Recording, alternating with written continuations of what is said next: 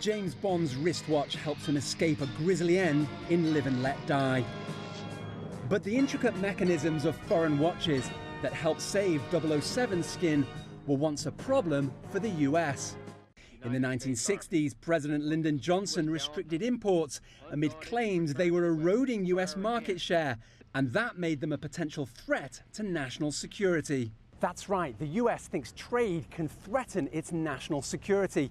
Presidents through the ages have ordered inquiries to determine whether certain foreign products harm its national interests, and Donald Trump is no exception.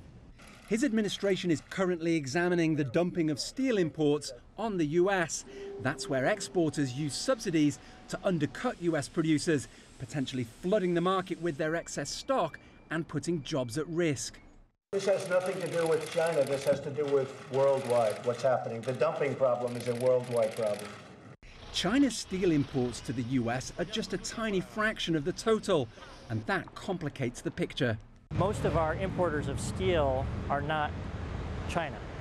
They're Germany, Canada, Mexico, South Korea, Japan. In other words, many of the United States' closest partners are our top importers of steel.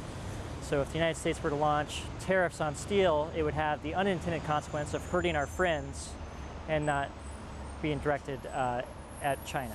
The steel inquiry could ultimately lead to what's called the nuclear option on trade, imposing import barriers through tariffs and quotas. Some experts think it's no longer appropriate.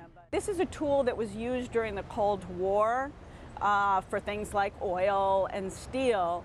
And now when we think about security threats, they're much more in the cybersecurity realm, and it's not really about steel and oil and such anymore.